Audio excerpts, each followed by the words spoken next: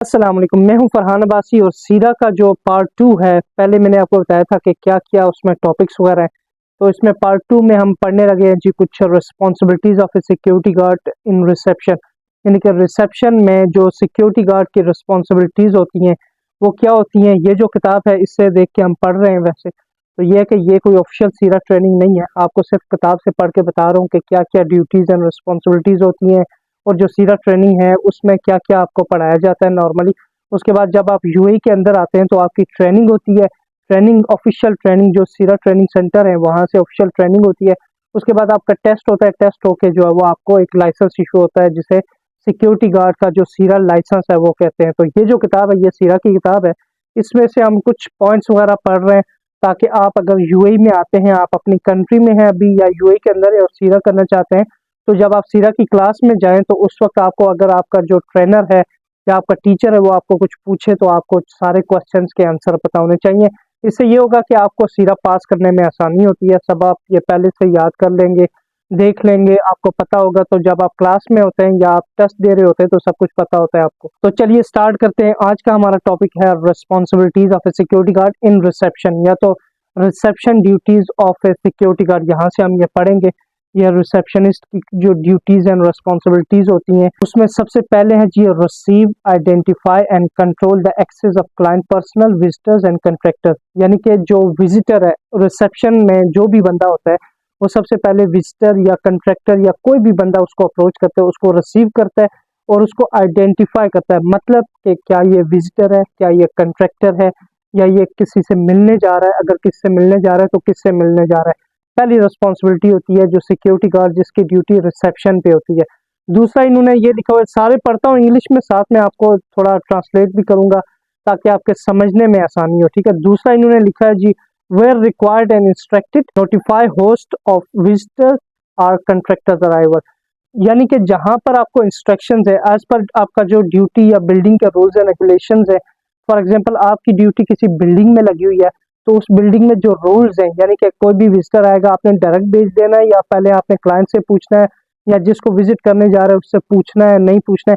तो जो रूल्स होते हैं उस रूल्स के मुताबिक यहाँ पर इन्होंने लिखा है कि वेयर रिक्वायर्ड एंड इंस्ट्रक्टेड, यानी कि जहाँ पर आपको इंस्ट्रक्शन है कि आप जो है वो विजिटर्स का पहले चेक करें और जिससे मिलने जा रहे हैं उससे पूछें, उसकी परमिशन के बगैर उसको नहीं भेजना, तो उसको नहीं भेजना। अगर उसने बोला हुआ है कि आप हमसे पता करें, पता करके भेजें, तो आप उसको कॉल करते हैं। फॉर एग्जांपल आपकी ड्यूटी बिल्डिंग में लगी हुई है तो ऑफिस बिल्डिंग है, तो उसमें ये तो उसमें क्या होता है, आप रिसेप्शन में है, बंदा आता है बोलता है जी मैंने फलां ऑफिस में जाना है, मैंने फरहान अब्बासी के ऑफिस में जाना है फॉर एग्जांपल थर्ड फ्लोर में। तो आप क्या करेंगे, आपके पास उसका नंबर होगा, आप उसको कॉल करेंगे जी के फलाने नाम का बंदा आया हुआ है आपके पास और ये बोलता है कि आपसे मिलना चाहता है। तो उसके पास अगर अपॉइंटमेंट है और जो मैं अगर कोई बंदा एक्सपेक्ट कर रहा हूँ तो मैं बोलूँगा रिसेप्शन वाले को ओके भेज दे ऊपर। मैं नहीं अगर एक्सपेक्ट कर रहा हूँ तो उसको बोलेंगे कि नहीं, उसको नहीं भेजना।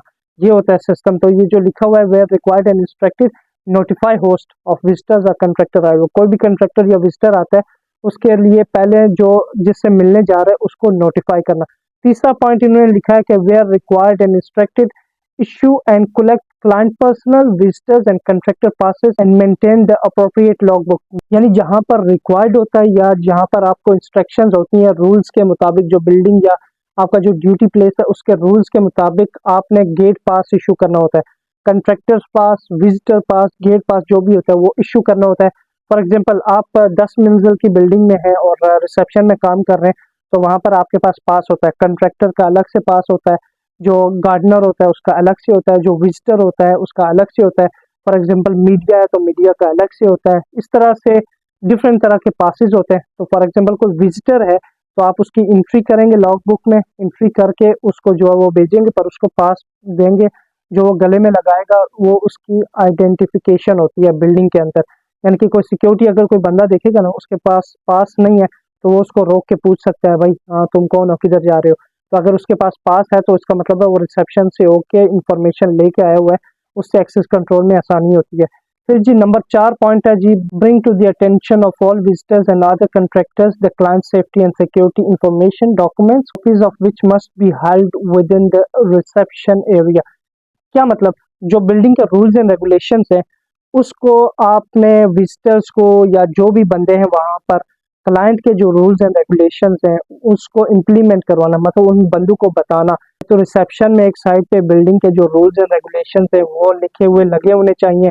अगर नहीं लगे हुए तो आप जो रूल्स के मुताबिक या अपने क्लाइंट को इंस्ट्रक्शंस दे सकते हैं या रिक्वेस्ट कर सकते हैं या सजेशन दे सकते हैं कि आप जो बिल्डिंग के रूल्स एंड रेगुलेशंस है उसके बारे में एक बोर्ड लगा दें या एक पेपर या एक नोटिस बोर्ड लगा दें, जहाँ पर जो भी विजिटर आता है या कोई भी रहने वाले बंदे हैं, जो रेजिडेंट बिल्डिंग होती है तो उसमें भी रहने वाले बंदों के लिए जो रूल्स होते हैं वो सारे वो लोग पढ़ सकते हैं। क्योंकि कई बार ऐसा होता है कि या तो वेबसाइट में मेंशन हो तो भी अच्छा होता है, कई बार ऐसा होता है आप किसी को बोलते हैं ना ये चीज़ अलाउ नहीं है, तो बोलते हैं किधर लिखा है, किधर है रूल्स, तो कहीं पे लिखा हुआ है मैंने तो नहीं देखा, कहाँ पे वेबसाइट में मेंशन है या आपके रिसेप्शन एरिया में कुछ मेंशन है।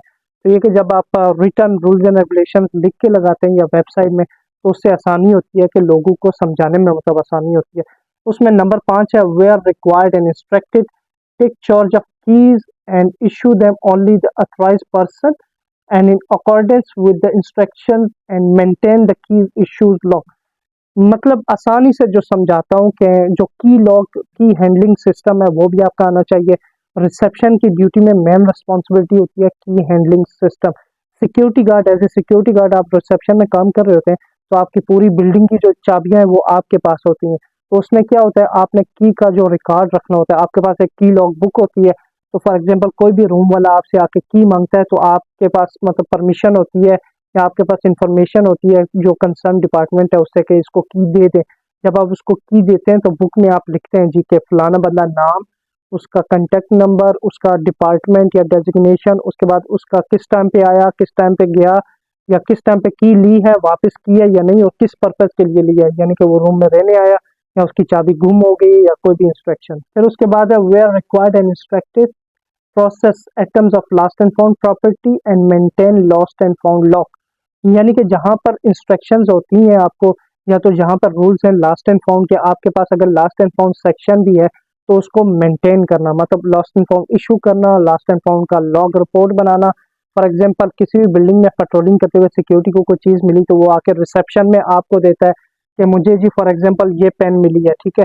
तो आपका काम क्या बनता है उसको लॉग बुक जो होती है लास्ट एंड फाउंड की उसमें मतलब एंट्री करना, उसके बाद उसकी डिस्क्रिप्शन वगैरह सारा कुछ लिखना और क्लाइंट को नोटिफाई करना वाया ईमेल, व्हाट्सएप, जो भी आपका रूल्स एंड रेगुलेशंस है उसके मुताबिक।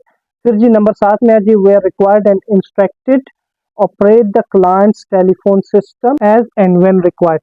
यानी कि अगर आपको टेलीफोन सिस्टम यानी सिस्टम मोबाइल फोन या टेलीफोन भी दिया हुआ है जो आप गेस्ट की या जो रेजिडेंट्स होते हैं उनकी या तो कोई भी बाहर से कॉल करता है उनकी कॉल पिक करना भी आपकी जिम्मेदारी है। तो आप उसको मेंटेन करना, मतलब फोन वगैरह पिक करनी होती हैं, उसको इन्फॉर्मेशन देती है, उसके लिए ये है कि आपको इन्फॉर्मेशन जो देनी होती है बिल्डिंग के बारे में, बिल्डिंग के रूल्स एंड रेगुलेशंस के बारे में, आपके पास क्या चीज़ है सारा कुछ आपके पास होना चाहिए, सब कुछ आपको पता होना चाहिए, क्या रूल्स एंड रेगुलेशंस हैं, क्या टाइमिंग्स हैं, कब ऑफ है कब ऑफ नहीं है, कब बंदा आ सकता है, कब विजिटर अलाउ है, कौन सा विजिटर अलाउ है, कौन सा कंट्रैक्टर अलाउ है और कंट्रैक्टर्स का प्रोसीजर क्या है, विजिटर का प्रोसीजर क्या है। कोई भी जो टेनेंट है या कोई ऑनर है या बिल्डिंग में जो रहने वाले बंदे या बाहर का बंदा आपको कॉल कर सकता है यार मेरे बंदे आने वाले हैं इस रूम में, तो उसका प्रोसीजर क्या है, तो आपको सारा प्रोसीजर पता होना चाहिए, इसलिए आप टेलीफोन वगैरह भी पिक करते हैं। फिर जी उसमें where required and instructed received and relay any message receive during tour of duty. आसान अल्फाज में मैं समझाता हूँ कि कोई भी मैसेज होता है, ठीक है, आपने hand over take over properly करना होता है एक चीज़। दूसरा ये कि कोई अगर इंफॉर्मेशन है या कोई इंस्ट्रक्शन है जो क्लाइंट को देनी है वो आप फौरन क्लाइंट को पहुंचाएं। जो इन्फॉर्मेशन आपके कोलीग को देनी है तो आपके हैंड ओवर टेक ओवर के टाइम पे आपने प्रॉपरली उसको हैंड ओवर करके सारा कुछ बताना होता है कि ये चीज़ हो गई है, दिन में ये इशू हो गया था और ये उसका सोल्यूशन निकला है या ये एक्शन टेकन था और ये इशू अभी भी पेंडिंग है, क्या बता आपको कोई विजिटर पूछे। उसमें क्या होता है, उसमें नॉर्मली ये होता है कि डे वाला जो है वो जो काम करके जाता है नाइट में अगर फॉलो अप नहीं देगा तो उसमें ये होता है नाइट में 12 बजे शायद क्लाइंट आपको कॉल करे दूसरे ड्यूटी वाले नाइट ड्यूटी वाले को, हाँ जी दिन में ये इशू हो गया था उसका क्या लिख रहा हो, आपको पता ही ना हो, आपके जो कोलीग है उसने हैंड ओवर ही ना दिया हो, तो फिर आप जो है वो मतलब कुछ भी बोल नहीं सकते हो, क्लाइंट बोलेगा ये कैसे फुद्दू लोग हैं, हैंड ओवर टेक ओवर ही नहीं करते या उस तरह से। तो proper hand over take over वगैरह आपने मेंटेन करना होता है। फिर जी उसके बाद है maintain all the reception area in A TD and presentable condition. यानी कि जो रिसेप्शन एरिया है वो हर वक्त आपका साफ होना चाहिए। नॉर्मली क्या होता है जहाँ पर कोई पूछने वाला नहीं होता, बाजू का ऐसा भी होता है कि आप सिगरेट भी पीते हैं, शीशा भी पीते हैं, गंद भी फैलाते हैं, खाना भी उधर ही खाते हैं, फिर सारा गंद उधर छोड़ देते हैं, या तो सारा गंद शन पड़ा होता है। तो ये एक रिसेप्शनिस्ट की ड्यूटी होती है कि जो उसका रिसेप्शन एरिया है या उसकी जो ड्यूटी प्लेस है वो साफ हो, क्लीन, नीट एंड क्लीन हो। और अगर रिक्वायर्ड है तो आप हाउसकीपिंग असिस्टेंट्स भी बुला सकते हैं, उसको क्लीन रखें, ताकि कोई भी जो आउटसाइडर है या विजिटर है या टेनेंट है, कोई भी आपके रिसेप्शन को अप्रोच करता है तो आपका एरिया क्लीन है, आपका यूनिफॉर्म वगैरह क्लीन है, सब कुछ यस है, तो आपकी जो बात है उसको प्रेफरेंस देगा वो। अगर आप गंदे मंदे हैं, आपका रिसेप्शन भी ऐसे फुद्दू तरह का बना हुआ है, तो वो जब आप उसको कोई बात बोलेंगे तो बोलेगा ये सिस्टम भी फुद्दू है, ये बिल्डिंग भी में भी फुद्दू ही है।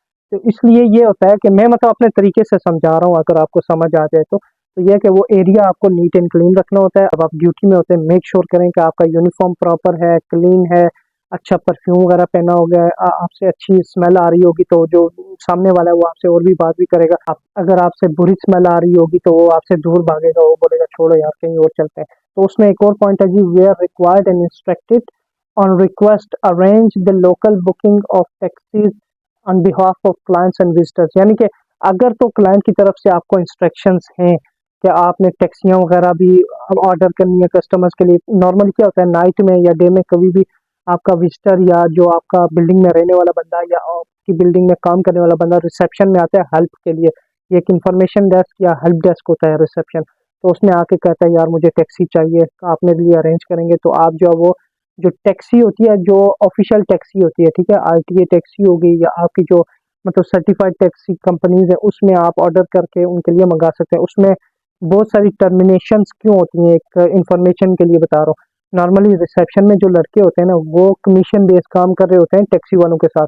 किस तरह से, वो टैक्सी वाले से उसका कांटेक्ट नंबर ले लेते हैं, बोलते हैं यार कोई भी सवारी अगर पूछेगी या कोई भी बंदा पूछेगा तो मैं आपको उसका नंबर दूंगा या तो उसको आपका नंबर दूंगा, वो आपको कॉल करेगा। टैक्सी वाले भी सियाने होते हैं, उनको सवारी मिल रही होती है, वो कहते हैं ठीक है जी हम आपको 10% देंगे या 5% आपको देंगे उसमें से कमीशन। तो उसमें ये होता है कि जब क्लाइंट को पता चल जाता है तो आपकी टर्मिनेशन भी हो सकती है। क्यों, आप जो है वो डायरेक्ट बंदे से डील करें कमीशन बेस पे, तो लेन देन जो है वो आप पर्सनल लेन देन नहीं कर सकते ऑन ड्यूटी।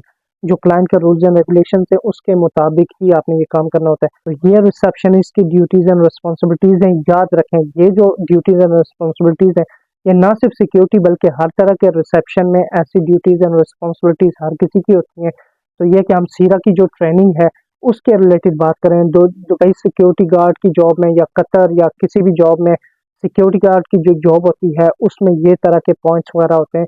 तो आज हमने क्या बात की, रिसेप्शनिस्ट की जो ड्यूटीज एंड रिस्पॉन्सिबिलिटीज हैं एज ए सिक्योरिटी गार्ड, उसके बारे में हम बात की है। ये सारा आपको याद हो जाएगा। तो नेक्स्ट पार्ट में मिलते हैं, तब तक के लिए प्लीज 5 से 10 बंदों तक जरूर शेयर करें। अगर आप शेयर करेंगे, सही वीडियोस वगैरह अच्छी गई तो फिर मैं आपके लिए और इस तरह की वीडियोस बनाऊंगा। तो इसलिए एटलीस्ट अपने 5 से 10 बंदों तक शेयर करें, अपने दोस्तों तक शेयर करें, किसी ग्रुप में शेयर कर दें, ताकि और भी फॉलोअर्स जुड़ सकें और भी लोग जो इस तरह की इंफॉर्मेशन चाहते हैं उन तक ये इंफॉर्मेशन पहुंच सके। अगर ये अच्छा रहा तो फिर मैं सीरा के ट्रेनिंग सेंटर के अंदर जाकर उनकी परमिशन के बाद, ठीक है, उनसे परमिशन लेने के बाद आपको सीरा का जो ट्रेनिंग सेंटर है, मतलब किस तरह की ट्रेनिंग होती है, फिजिकल ट्रेनिंग कैसे होती है, उसके बाद जो आपका रिटन एग्जाम होता है वो कैसे होता है सारी, और क्लासें वगैरह का क्या माहौल होता है, सारा कुछ बताऊंगा अगर उन्होंने अप्रूव किया तो। पर यह कि इसको फिलहाल शेयर करें और लाइक भी करें और चैनल को सब्सक्राइब भी कर लें अगर आप चैनल पर नए हैं तो। अपना ख्याल रखिएगा। अल्लाह हाफ़िज़।